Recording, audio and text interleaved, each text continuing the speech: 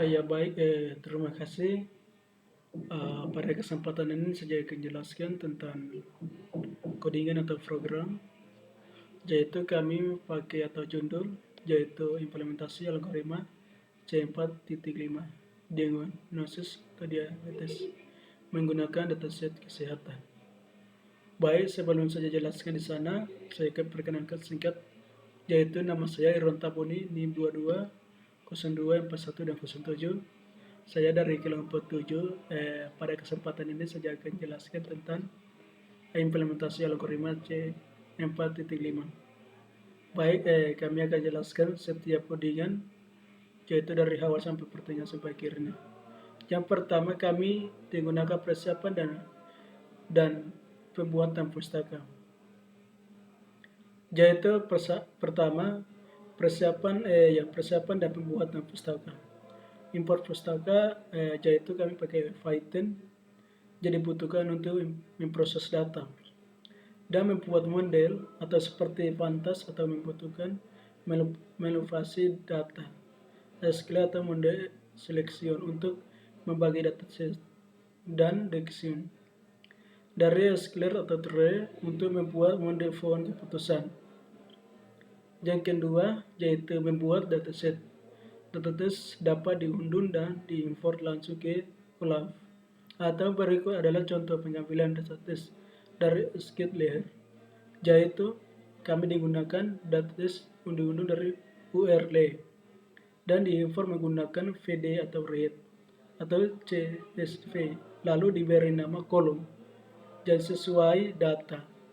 Ya, digunakan untuk menampilkan beberapa baris atau pertama dari dataset.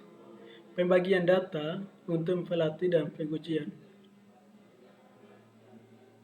Pembagian data seperti ini, yaitu bagi data menjadi train atau set dan test set agar kita dapat mengevaluasi akurasi model. Kami digunakan atau codingan yaitu try atau test. Digunakan untuk membagi data menjadi set atau pelatihan train dan menjadi set pelatihan train dan pengujian sistem dengan promosi, yaitu 70% atau untuk pelatihan dari 30%.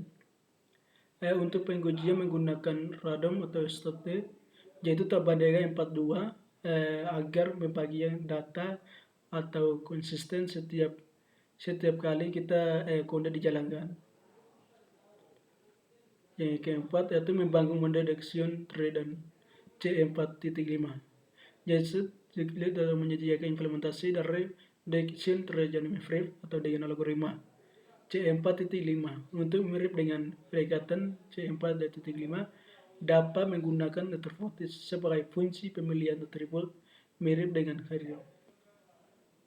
Yaitu menggunakan algoritma C4 model menggunakan data pelatihan yaitu X atau kurang train dan Y train. Yang berikut yaitu evaluasi model. Setelah model dilatih, kita bisa mengevaluasinya dengan menggunakan data test atau menghitung akurasinya. Sepertinya setelah model diimport dari prediksi atau dibuat pada pengujian data, yaitu X atau kurang test, akurasi dihitung menggunakan matriks atau akurasi. Setelah dan hasilnya dicecak. Dan visualisasi pohon keputusan, yaitu kami beberapa digunakan, yaitu X4 atau teks digunakan untuk menampilkan aturan dari pohon keputusan yang terbentuk dalam bentuk teks, atau ini memudahkan untuk memahami bagaimana model membuat keputusan berdasarkan nilai atribut-atribut tertentu. Itu ini atribut nilai ini seperti ini.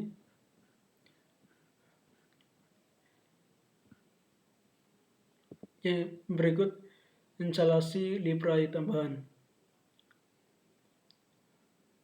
yaitu Graphite atau Matplotlib diinstal untuk membantu dan mengevaluasikan keputusan pohon, dan Graphite atau memungkinkan untuk membuat diagram pohon secara grafis, dan Matplotlib digunakan untuk menggambar plot.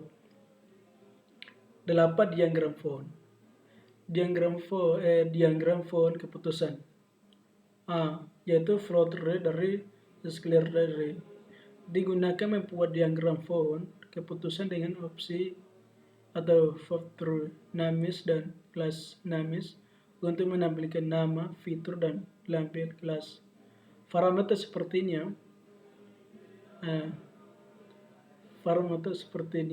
warna atau pembulatan pada simbol sambil visualisasi membatasi ke dalam visualisasi agar pohon terlihat dari ringkas. Untuk itu hasilnya seperti ini untuk membuat implementasi algoritma. Dengan diagram ini, pohon ini kita dapat melihat jalur keputusan yang dibuat oleh model dari setiap atribut untuk memprediksi apakah seseorang mengidap atau diam batas atau tidak berdasarkan nilai atribut-atribut sepertinya closest atau beam dan lain-lainnya. Sekian dan terima kasih.